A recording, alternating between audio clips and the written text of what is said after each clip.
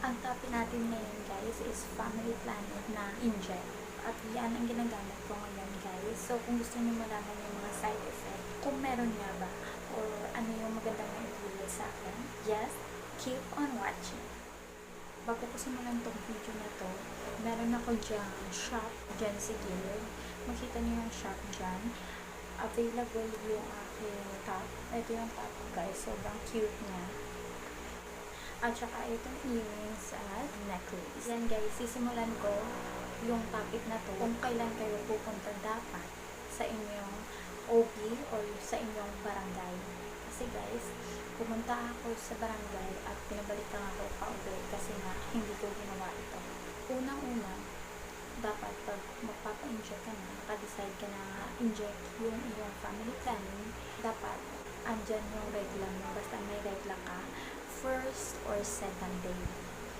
Pag pumunta ka ng barangay hall or ng inyong OP, dapat is meron talaga kayong ebidensya. Huwag kayong magpapalit ng inyong napi na may dugo na marami. Wala na lang kayo guys ng inyong extra napi sa barangay or sa inyong OB kasi yan yung pagbabasehan nila na yung regla mo talaga is ngayon or present that day. Pupunta kayo first day or second day ng inyong regla at huwag magpapalit ng napi yung maraming blood guys kasi yan yung ebidensya or dahil dyan matuturukan talaga kayo ng inject. Kasi yung nangyari sa akin, second day ko na yun or third day. So bago talaga ako umalis is nag-half bath ako at pinalitan ko yung aking napi at doon ako naggamit. Kasi syempre parang hindi malinis, diba? Alam naman natin ng mga girls, hindi malinis pag hindi nagpapalit pag umaga. So ayan, palit ako. Kasi nga, ang dami. Dapat guys, first day or second day, pumunta kayo ng inyong barangay. Huwag mong papalit ng napi, magdadala lang ng extra doon ang magpalit. Kasi yan yung tinitingnan ng ating OB or ng ating OB din dyan sa barangay guys. Dadala lang kayo ng inyong siguro yung mga ID. At ayan guys, pumunta na tayo sa side effects. Para sa akin guys, pangalawang inject ko pa lang to, wala talaga ako nararamdaman side effect na yun. Bumalik tayo sa pagpunta na sa barangay. So ayan, pagpunta na sa barangay guys, meron siyang sasabihin yung ating OP na nakaasan sa barangay. Tapos ng inject is sasabihin niya sa atin na bawal makipag, for 1 week. Kasi yung iba, hindi pa 1 week or yung inject na gumagano na. So ayan, minsan dyan sila nagbubuti. So ayan guys, yung tatandaan nyo na pagkatapos yung na-inject, dapat 1 week walang ganyan na mangyayari para iwas buntis kahit na-injectan ka na guys. So bawal talaga yun guys. Pag naka-inject na kayo, for example, lalagyan kasi meron tayong parang pink na card na lalagay yung mga information kung ano yung inject, yung pangalan ng inject yung ilalagay sa atin or ituturo at saka kung kailan tayo babalik. So ako, hindi ako bumalik sa exact date na sinabi sa akin kasi nga yung akala ko nang-change na schedule no 2026. So ayun guys, hindi ako nakabalik. So sinakat ng OP doon sa barangay na kailan yung last contact mo. So, sinabi ko, 3 days ago. So, pwede yan guys.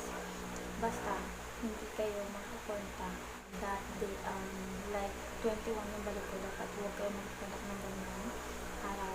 Ika nga pala guys, yung inject na ito is 3 months. Last na nagpa-inject ako is October.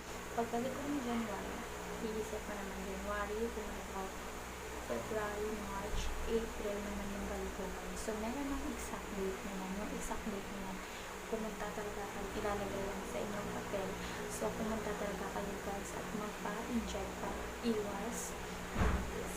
So, ayan guys. So far, yan palang, wala naman kasing side effect yung inject para sa akin. At saka, hindi katulad ng last time na implant ako is parang nagka-infection ako, nag-bleeding kasi palagi ako nag-ibuhat ng mabigat. Ito guys, ganda talaga siyang pang family plan. Tsaka guys, nag-aano din pala, naalala ko nung hindi tayo dinadapan, pero spotting yan. Baka kasi, bago kayo, bakit hindi marami, basta nagsisspotting lang yung nagsaspotting na yan guys pag for example mag-expire na yung ating inject. Like, kay nung January guys, nagsaspotting na ako for 3 days. Yan, konti lang guys.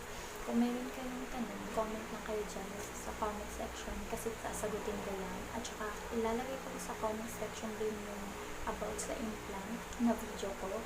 And also, yung aking cat guys is available yan. Ito guys. Sobrang cute na at ang ganda ng tela. Ito yung aking necklace at ito yung earrings. Nasa shop na yun dyan guys. Click nyo lang yan at dyan kayo bumili. Kasi yung YouTube nyo is meron na yung affiliate. I-like nyo to pag lumampas ng 5 likes. Ilalagay ko dito kung paano mag-affiliate sa Facebook, sa TikTok, o sa Shopee. Pwede din kayo mag-affiliate dun guys. So, kung umabot ito ng 5 likes, so mag-upload ako ng video about kung paano mag-affiliate sa Facebook, Shopee, o kung saan yan. So, ayan guys. Sana nagustuhan niyo yung video na to. Huwag niyong kalimutan i-like. Basta 5 likes guys o umapaw, mag-upload ako ng affiliate video. Comment, share, and subscribe. See you in my next one. Bye!